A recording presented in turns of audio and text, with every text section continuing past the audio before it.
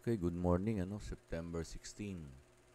So, ano ba ang nangyari kagabi at biglang pumalo ang ating gold, So, biglang nawala. Nawala yung rejection ng seller. Diba? Dati dito mayroong buntot na nabubuo. Pero biglang nawala. No? Kung pupunta ka ng daily dati, mayroon yan. Yan. Ayun. Ayun siya. Yung rejection. Biglang nawala, humina ang seller. So, it created a consolidation for the past 4 days. Kaya yung mga traders should just react on the price actions. Pero may basihan yan. Ano kaya naging dahilan? But previously, expect naman tayo ng cut rate ng, ng interest rate ng US. Fundamentals tayo. Ayan, merong lumabas na medium high impact news. Empire State Manufacturing Index from 11.9 drop to negative 8.7. Grabe yung naging drop niya. Okay? So, medyo kung na-monitor ito kahapon ng mga traders, ayan yung naging epekto niya. And then the news, another news that interest rate cuts, ayan. Now, sabi niya, So, may mga ganyan, 9 hour ago,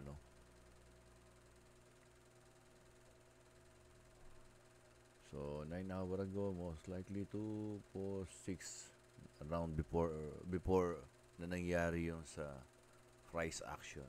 Ito. So, kung pupunta tayo sa 1 hour, bibilangin natin yan. Pabalik, 1, 2, 3, 4, 5, 6, 7, 8, 9. So, dito. Somewhere here, nagkaroon ng news. And at the same time, makikita mo yung moving average 20, nag-umpisa ng tumaas. And at the same time, gamitan natin ng volume indicator. Kita mo yung volume. So, bago pa dito, tumaas na yung volume dito, around 80. Ibig sabihin, merong support yung pagtaas na to. No?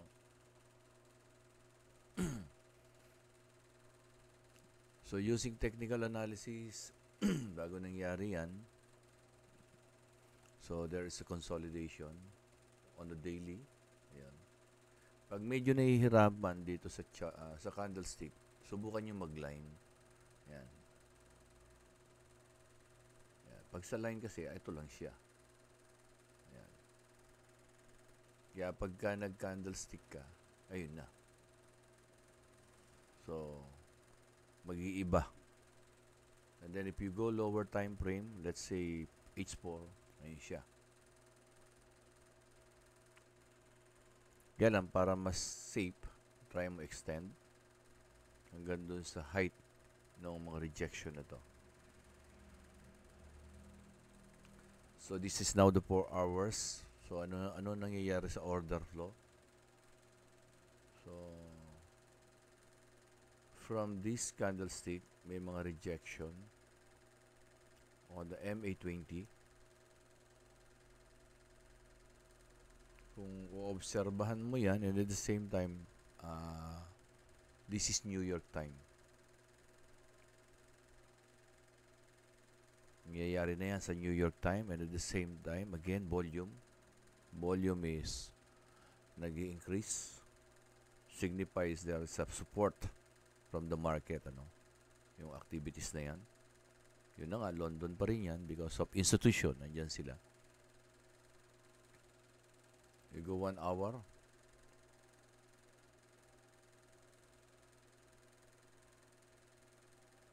So, kung titingnan natin itong previous high na to, there is a breakout on a 1 hour.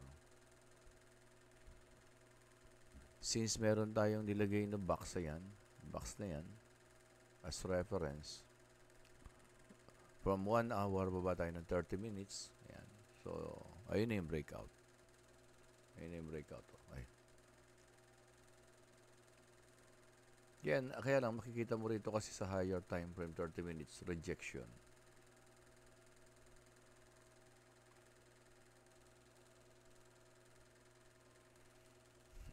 Balik tayo na 1 hour.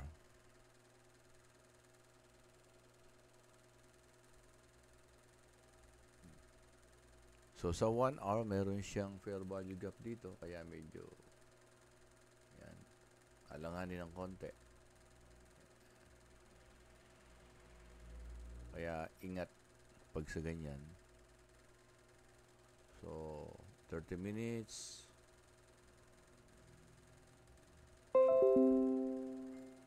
May mga rejection kasi. Kaya, nung time na yan, medyo alanganin pa ako. Pero, nung baba ka ng 15 minutes, ayan. Ito na siya. Nung nagkaroon ng rejection on the fair value gap, on the 15 minutes, tapos nag-breakout dito, breakout structure dito, pumasok na ako dyan. Ibig sabihin na fueled na nito. Yung break na, nagkaroon na ito ng break na structure. Pasok na ako dyan. Kaya lang, dito pa lang, nag-TP na ako. Very conservative. Natulog na ako dyan. So, TP hit ako dito kagabi. Yan. And at the moment, ano nangyari? No? Ano itong dalawang line na to? Itong dalawang ng line na to is nilagay ko yan dahil dito. Yan. Saan na ba yan? Ayun. Nilagay ko yan dahil dito sa 1 hour. Yan. So, ibig sabihin na break niya na yung support, resistance zone na yon. The price is now above the resistance zone. Kung papansinin niyo yung gold, although na sinusunod natin yung pag bumabalik siya ng fair value gap, subukan yung mag-line.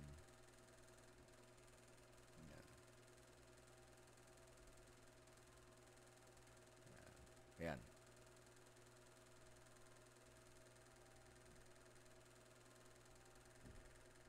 So this is the fair value gap, another consolidation, pero hindi niya binalikan pa yung fair value gap na yan.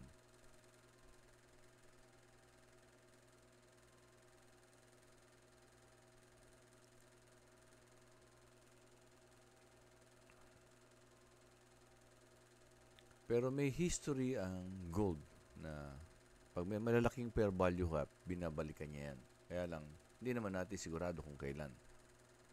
Yan. Daily. Ayun o. Binabalikan niya yan. Eh yun, weekly yun. Pwede niyang balikan yan. Ayun o, binalikan niya. Then rejection.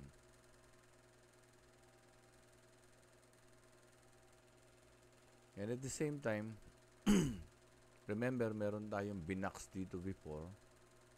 Sabihin na natin dito na lang. Yan. Kung dito yan, pag inilagay mo na ganun yan, so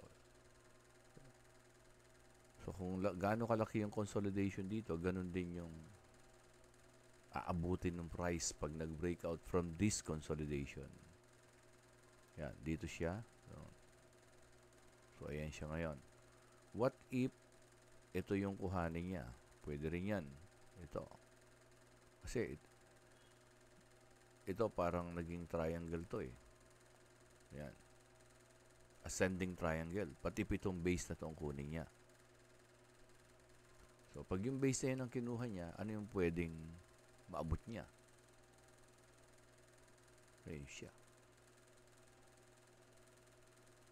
So, kung yan yung pwedeng maabot niya, anong gagawin natin? Doon na papasok yung technical analysis natin. For example, ngayon.